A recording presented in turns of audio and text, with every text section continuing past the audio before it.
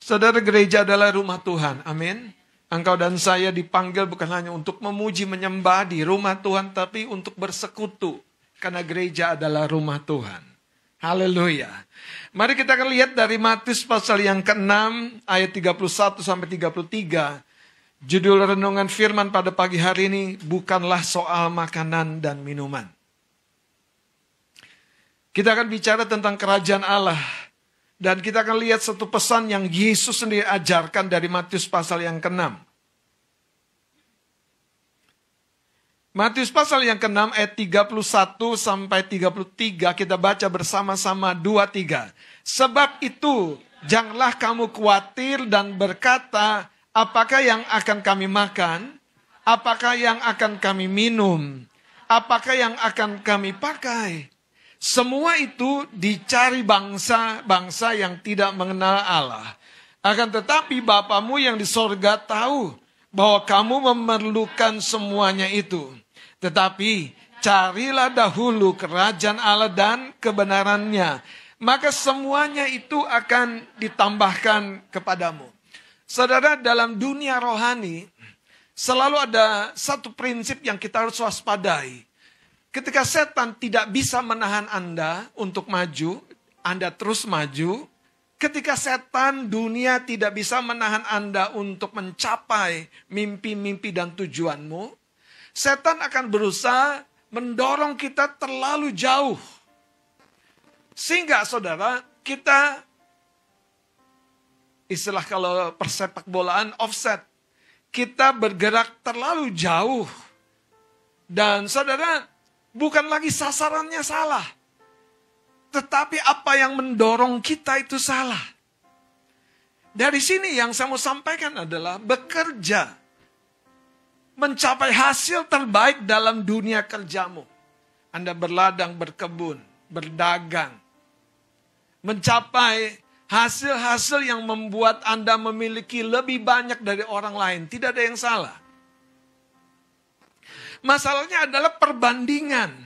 Kalau dengan semuanya itu kita justru kehilangan prioritas yang pertama.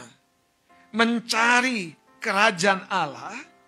Disitulah kita mulai, saudara, kehilangan identitas kita yang sesungguhnya sebagai manusia rohani. Yang satu kali kelak, kendaraan rumah yang adalah fasilitas hidup, makanan dan pakaian adalah perlengkapan hidup, kita lepaskan, kita tanggalkan. Dan manusia rohani, manusia batiniah ini yang kita bangun, kata Rasul Paulus, dari sehari ke sehari, tidak boleh ada miss, tidak ada boleh putus. Kita bangun dari sehari ke sehari. Kita bangun, bukan kita abaikan. Kita bangun, bukan kita terlantarkan. Kita bangun, kita yang bangun, bukan tanggung jawab pendetamu. Kita yang bangun, bukan orang lain yang harus bertanggung jawab. Dari sehari ke sehari, itu yang nanti akan berdiri di hadapan tahta Tuhan kita. Haleluya, amin. Manusia lahiriah ini, seberapa hebatnya pun casing kita hari ini.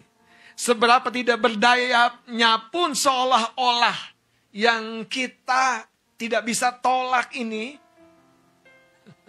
Yang punya banyak kekurangan ini. Satu hari sudah kita lepaskan. Tapi pertanyaannya, apa yang kita lakukan ketika kita dipercaya casing ini, hidup ini, kepercayaan ini, keluarga ini?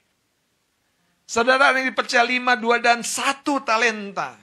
Masalahnya bukan berapa banyaknya, tapi bagaimana respon mereka kepada kepercayaan yang diberikan. Yang dipercaya 5 tidak ngeluh karena banyaknya.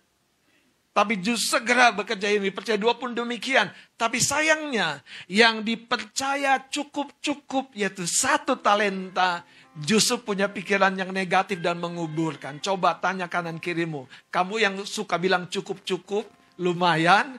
Atau yang kalau di hadapan Tuhan kadang, Tuhan aku terlalu banyak talentaku. Terlalu banyak tugasku.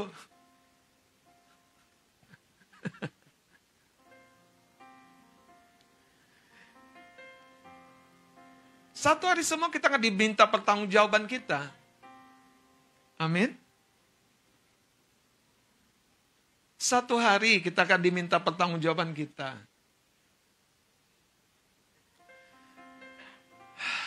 Kalau mendengar seorang anak muda usia 20-an berangkat dari dunia ini, apa sih yang terbetik di hati kita? Apa sih yang muncul di hati kita? Apa sih yang memberi sebuah perenungan, saudara?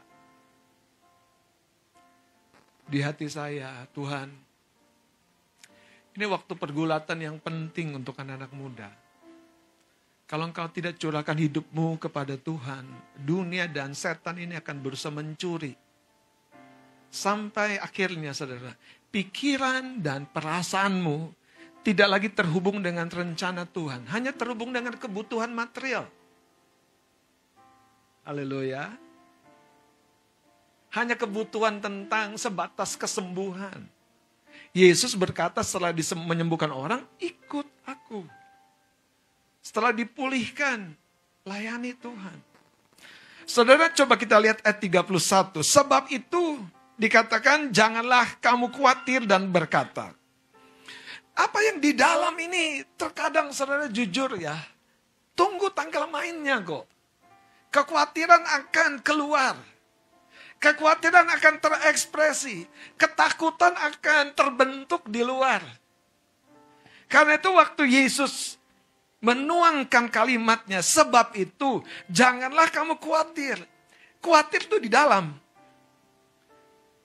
Tapi waktu kekhawatiran itu tidak bisa kita bendung. Kita akan berkata seperti kalimat yang Tuhan pakai ini. Apa yang akan kami makan? Apa yang akan kami minum? Apa yang akan kami pakai? Sayangnya Bapak Ibu Saudara, inilah yang dunia ini coba bahasa saya cekokin gitu. Itu yang lebih penting. Kamu bangun pikirin itu, kamu tidur pikirin itu.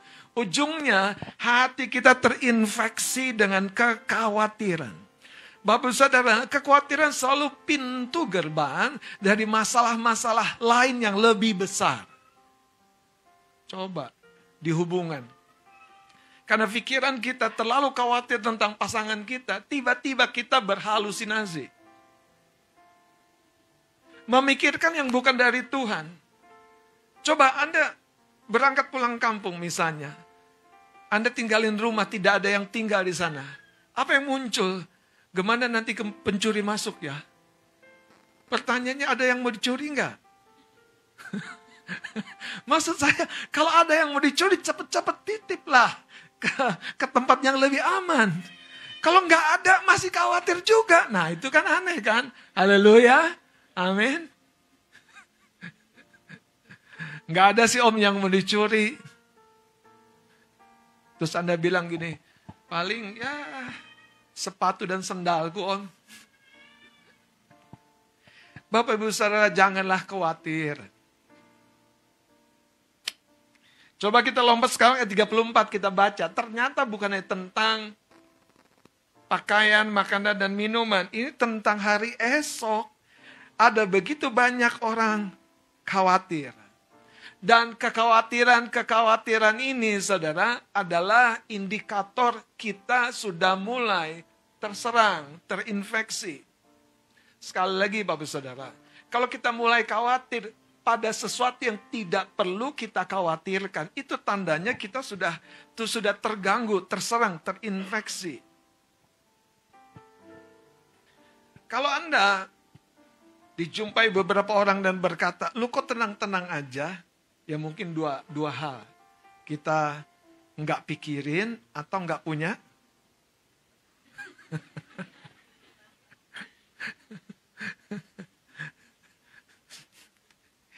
Kita lihat ayat 34. Kita baca sama-sama. 2, 3. Sebab itu janganlah kamu khawatir akan hari besok. Karena hari besok mempunyai. Ya terus. Tadi saya coba sampaikan saudara, cara dunia adalah menahan kita. Kalau nggak bisa ditahan, kita didorong. Ini jenis yang kedua nih. Orang berpikir terlalu jauh, didorong terlalu jauh. Haleluya. Kita jenis yang mana? Sedang gak bisa mikir hari esok atau terlalu mikir hari besok? Kayaknya om aku yang kedua tuh ya. Karena kalau ditanya memang lebih banyak yang kedua. Pikiran kita lebih cepat maju ke depan. Dan sayangnya saudara, kita melalaikan prinsip-prinsip kebenaran yang sebetulnya Tuhan berikan kepada kita untuk bukan hanya memberkati kita, tapi menjaga kita terus dalam perjalanan kita di muka bumi ini menjadi berkat. Haleluya. Mari lihat sekarang ayat 32-nya. Semuanya itu dicari. Kalau Anda baca dengan cermat, kata dicari ini tidak relevan dengan mungkin ungkapan kita, berarti kita jangan bekerja lah. Bukan saudara. Yang dimaksud dicari ini artinya dicari-cari, dikejar, diingini. Kata dicari ini artinya saudara menjadi sebuah prioritas hidup yang dipikirin begitu rupa. Dan ternyata itu dimulai saudara, dimulai ketika ada sesuatu di dalam diri mereka dari sebuah pengertian dan perasaan yang salah. Katakan pengertian, perasaan. Apa yang hari ini saudara terekspresi dalam hidup kita, itu sebetulnya akan menerangkan apa yang di dalam pengertian-pengertian kita, atau pikiran kita, kesadaran-kesadaran kita. Yang kedua, apa yang ada di dalam rasa yang kita punya. Hidup kita dalam segala aktivitasnya adalah sebuah pertunjukan. Anda lihat langit hujan, Anda berkata besoklah berangkatnya. Besok hujan lagi. Nanti besoknya lagi, hujan lagi. Anda berkata nantilah, besoknya hujan lagi. Jadi keputusannya bagaimana? Itu sebabnya saudara, meresponi cuaca saja, itu adalah pertunjukan, pengertian apa yang kita punya, rasa apa yang kita punya.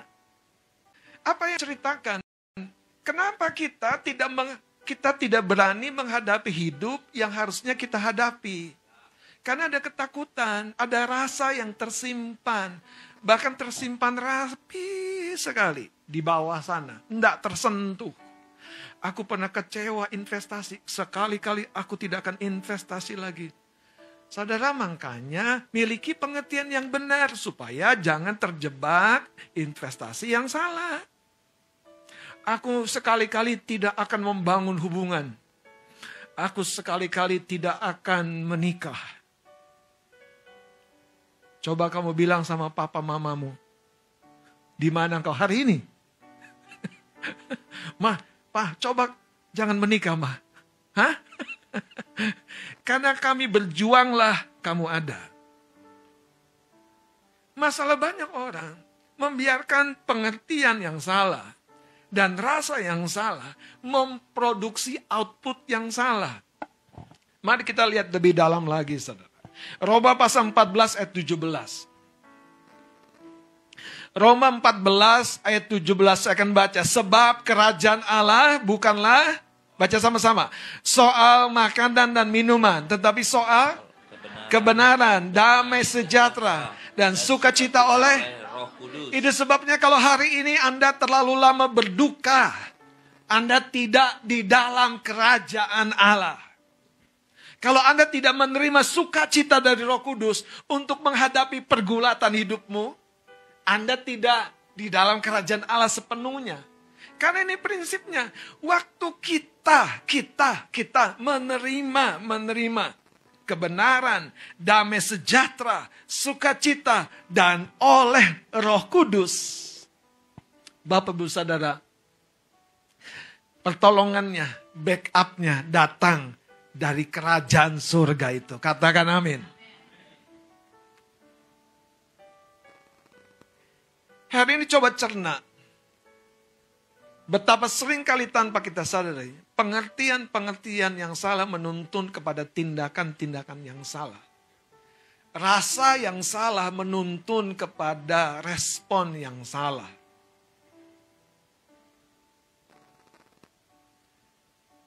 Saudara, mari kita lihat yang pertama. Kita akan belajar betapa pentingnya kita mengizinkan Tuhan menaruhkan pengertian-pengertian, kesadaran-kesadaran yang benar. Sekaligus kita mengkoreksi, Tuhan mengkoreksi kesadaran dan pengertian yang salah. Mazmur 119 ayat 130. Mazmur 119 130 kita baca sama-sama. 2, 3. Bila tersingkap firman-firman-Mu memberi terang, memberi pengertian kepada orang. Itu sebabnya saudara, tidak ada orang yang sungguh-sungguh bodoh. Tidak ada orang yang sungguh-sungguh gagal. Tidak ada orang yang sungguh-sungguh tidak punya jalan keluar bagi masalah hidupnya. Yang ada adalah orang-orang yang belum diterangi firman.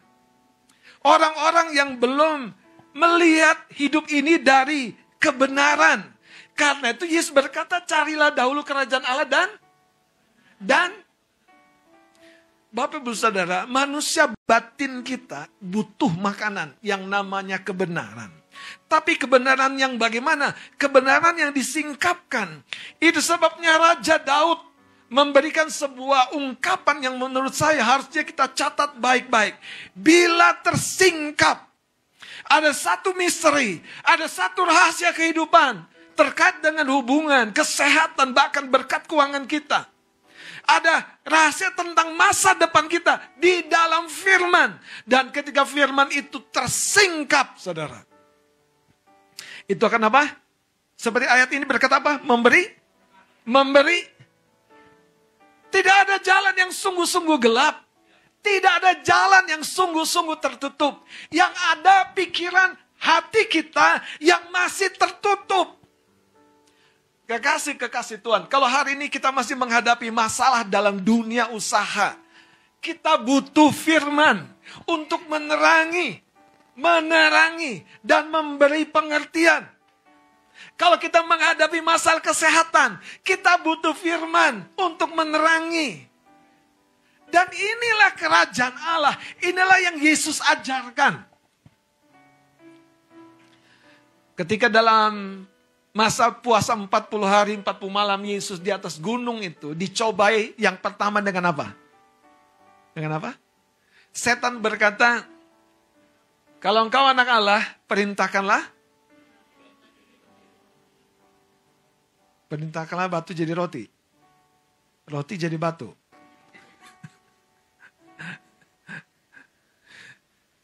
Dari sini saja saudara, yang masalah adalah respon. Anda bisa merespon kepada batu. Wow. Kalau Anda bilang hari ini hidupmu gelap, Anda bisa berespon kepada gelap dan berkata, datanglah terang. Terjadilah terang. Saudara, kalau Anda belum melihat jalan terbuka, izinkan hari ini. Tuhan membawa Anda ke satu anak tangga yang baru. Dan dengerin saya, kalau Anda melihat belum ada jalan, itu terlalu simpel. Anda perlu naik ke anak tangga yang lebih tinggi. Makin tinggi Anda naik, makin tinggi Anda naik, makin jauh Anda melihat. Setuju? Makin jauh Anda melihat, makin lega rasanya. Anda jualan nih. Aduh sepi om. Naik di hadirat Tuhan. Dan Anda melihat sedang berdatangan. Iya, belum kelihatan kalau kita di lantai 1. Tapi ketika Anda naik ke gunung, ke rumah Tuhan, Anda melihat sesuatu yang orang lain tidak lihat. Kerajaan Allah itu sebabnya bukan bicara tentang makanan dan minuman. Kerajaan Allah mengcover semuanya itu, tapi bukan tentang itu. Kerajaan Allah seperti Roma pasal yang ke-14 ayat 17 ini berkata, soal kebenaran.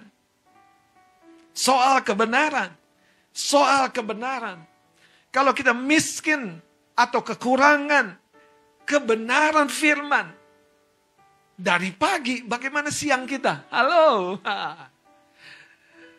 Kalau kita kekurangan, kehilangan rasa damai dari pagi, bagaimana siang kita? Makin melorot lagi dengan tugas pekerjaan, dengan hubungan, dengan konflik, dengan semuanya.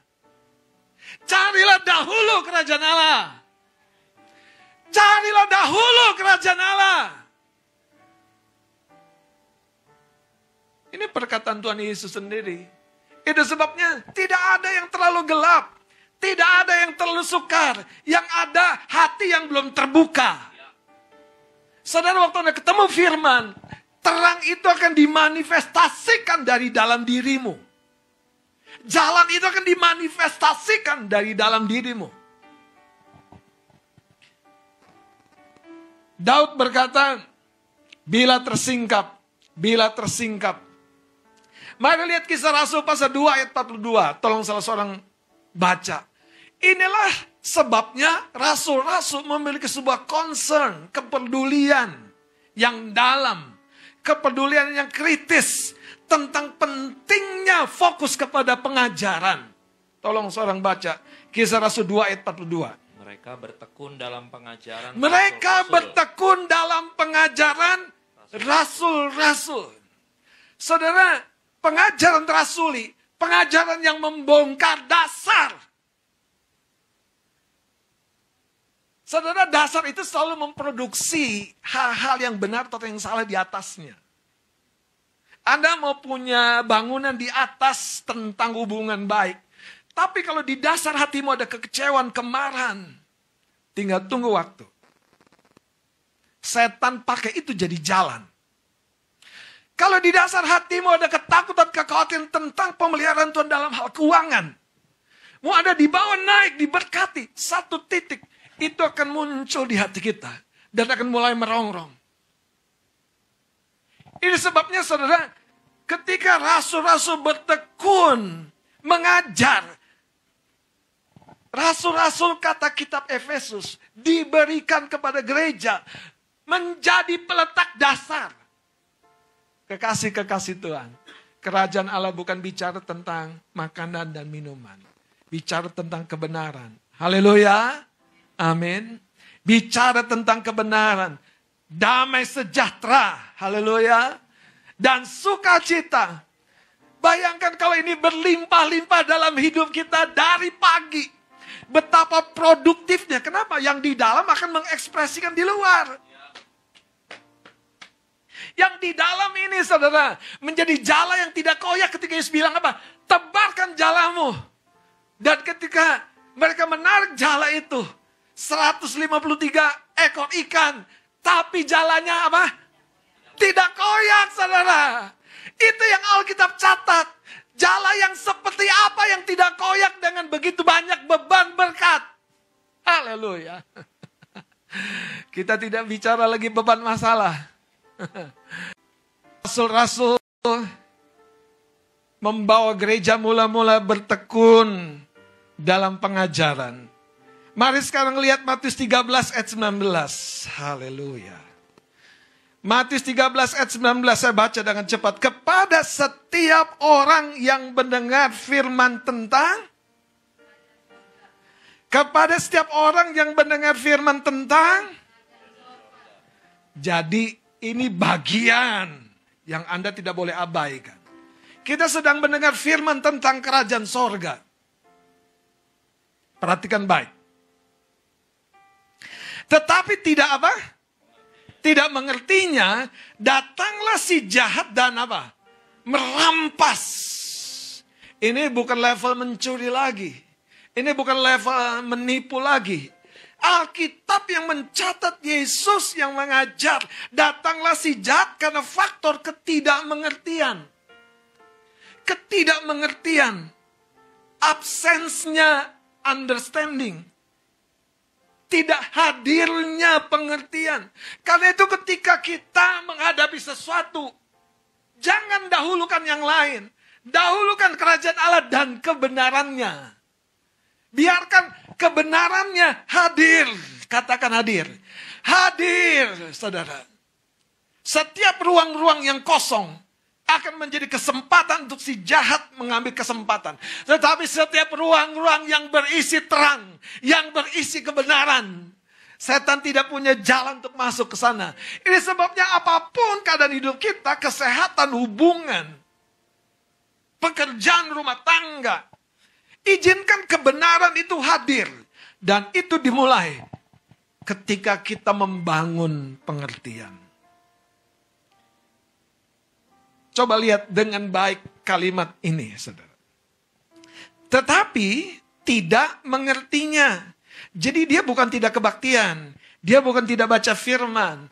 Dia bukan tidak mendengar khotbah. Nah, apalagi kalau tidak kebaktian, apalagi kalau tidak baca firman. Colek kanan kirinya. Paham tidak? Apalagi kalau tidak dengar lagi firman Tuhan. Yang mendengar firman Tuhan saja masih ada kesempatan enggak paham. Sekarang saya mau lebih dalam lagi. Kenapa banyak orang mengeluh pada sekian waktu Tuhan udah bicara, Tuhan udah bicara, Tuhan udah bicara, Tuhan udah peringati. Setan mencuri pesan Tuhan. Setan mencuri firman Allah dari hatimu. Kenapa? Karena kita enggak paham. Dan kita tidak mengerti, tidak paham adalah keputusan kita minggu yang lalu. Kita tidak menyukai kebenaran dan perubahan. Kita menyukai hal-hal yang dari hidup lama kita. Setan tidak mencuri semangat kita. Setan tidak mencuri kemampuan kita untuk membaca. Yang setan curi benih yang ditabur. Hari ini mari berbalik, saudara, dari jalan-jalan dan cara hidup yang seperti itu. Yang kedua, saudara. Kata Yesus berkata, kerajaan Allah bukan bicara makanan, minuman. Sebab itu janganlah kamu khawatir. Ternyata, saudara, untuk kita mengalami pemeliharaan Tuhan seutuhnya, sebenar-benarnya, itu dimulai dari hadirnya kebenaran, damai sejahtera dan sukacita, mengeliminir, menyingkirkan kekhawatiran. Makin hadir kebenaran, damai sejahtera dan sukacita, kekhawatiran tidak punya ruang, saudara. Nggak sempat kita khawatir. Nggak sempat. Yesus bersama murid-muridnya menyeberang danau di sebuah perahu, benar? Tiba-tiba apa? Bertiuplah angin yang dahsyat dan ombak menyembur masuk dalam perahu. Dan mereka bersusah payah mengeluarkan air dari dalam perahu. Bagaimana perahu kehidupan kita? Lagi penuh air? Tapi yang menarik dalam cerita itu ketika mereka kepayahan, mereka lihat Yesus gurunya lagi.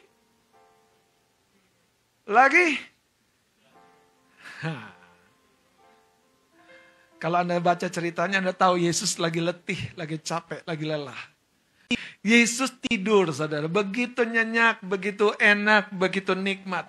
Dan murid-muridnya menghampiri dia dengan apa? Ketakutan, kekhawatiran. Dan apa yang murid-murid ekspresikan? Apa? Kemarahan.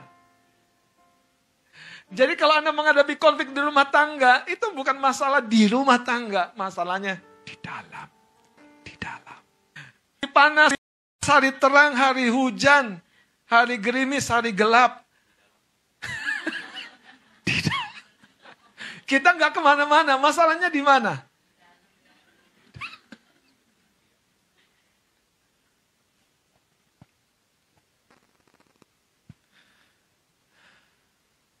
Ada duit, nggak ada duit, takut juga. Masalahnya di mana?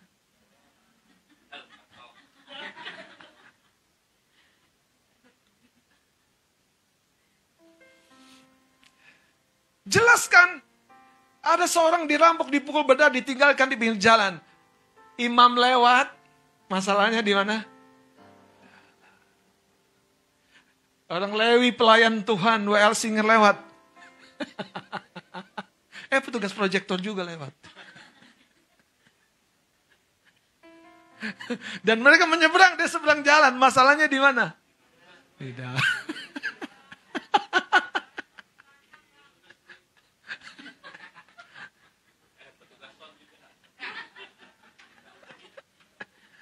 Dan lewatlah seorang Samaria. Dia tidak pakai label, aku baik hati, aku murah hati. Enggak pakai label. Anda jangan salah paham ya kalau baca Alkitab. Enggak ada keterangannya. Aku dompetku penuh. Siapa mau kutolong? Weh, kan enak tuh. Enggak ada yang tahu cerita benar kan? Dia baru turun dalam cerita itu. Yang di dalam ini keluar. Yaitu apa?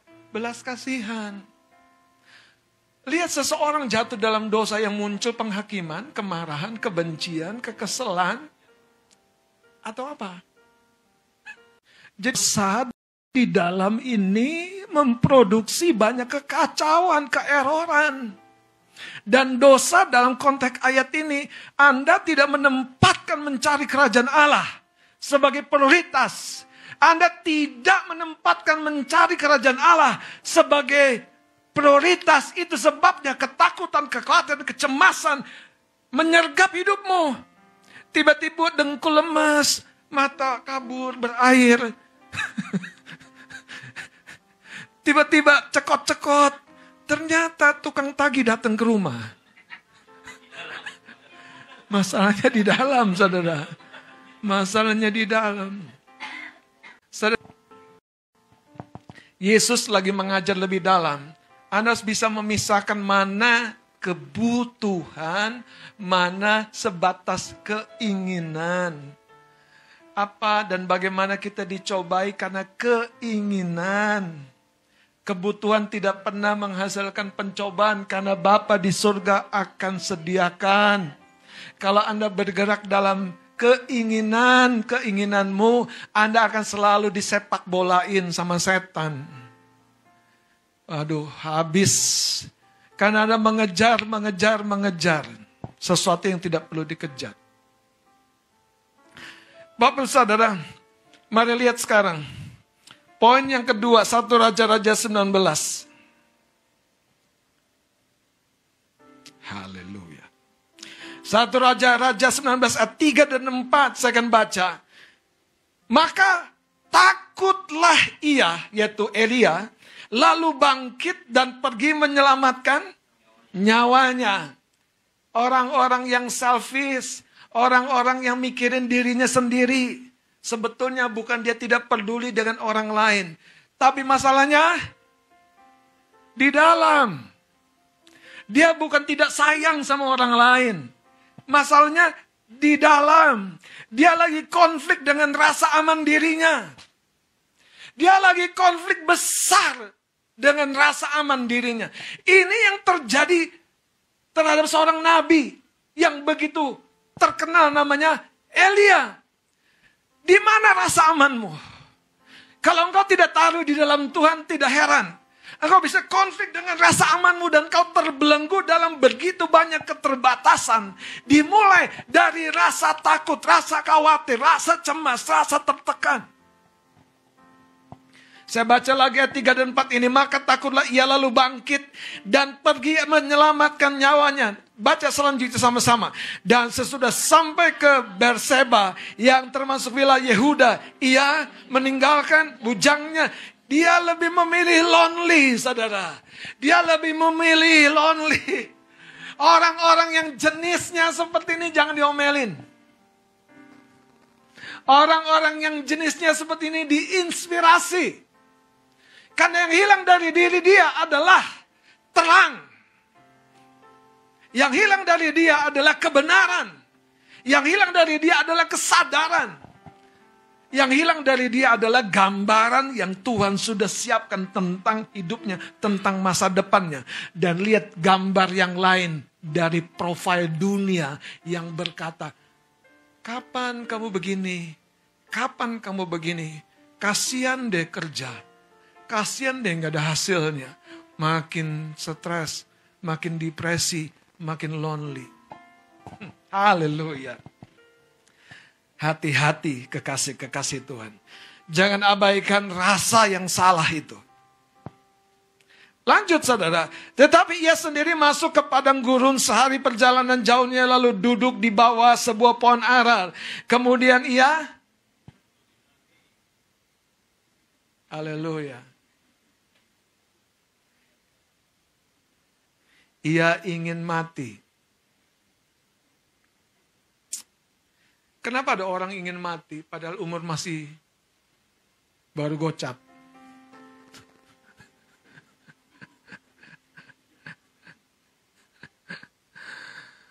Saya memasuki umur 50, saya mau menjadi sebuah contoh.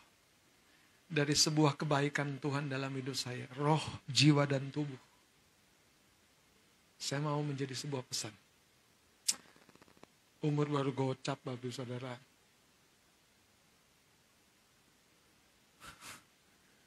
Haleluya. Masalahnya bukan di luar. Apalagi masalahnya di angka. Bukan. Betul nggak anak muda? Kok masalah sih? Om, aku udah 27, ntar lagi 30. Belum ada yang deket-deket aku. Lah kamu kenapa nggak deket-deket orang? Lo bener kan? Coba itu pertanyaan yang kadang-kadang saya juga bingung ya. Ada banyak orang bilang aku nggak punya teman. Masalahnya di luar apa di dalam? Bener. Coba saya kasih tahu ya. Orang yang nggak punya teman tuh bukan karena tidak ada orang mau berteman. Karena dia tidak mau. Dianya. Hidup yang tidak disyukuri adalah gambaran hidup yang di dalamnya kehilangan kerajaan Allah. Makin Anda mensyukuri, rasa yang positif, rasa yang baru, rasa yang datang dari firman itu tumbuh menguatkan. Elia berkata begini, cukuplah itu sekarang ya Tuhan, ambillah nyawaku sebab aku ini tidak lebih baik daripada. Anda lihat nggak dasarnya apa? Kekecewaan. Itu sebenarnya saya mau memberikan sebuah pengertian dan rasa yang baru. Yang membuat Anda tuh bergerak dari posisimu. Melangkah dari posisimu. Jangan seperti Elia meninggalkan pertandingannya. Meninggalkan pelayanannya. Meninggalkan tugas yang Tuhan beri. Dan ujungnya saudara. Elia terperangkap dengan perasaan yang hilang itu dari hatinya. Hari ini, apakah kita sadar dua hal yang penting ini kita harus perhatikan. Mari kembali kepada Matius pasal yang ke-6.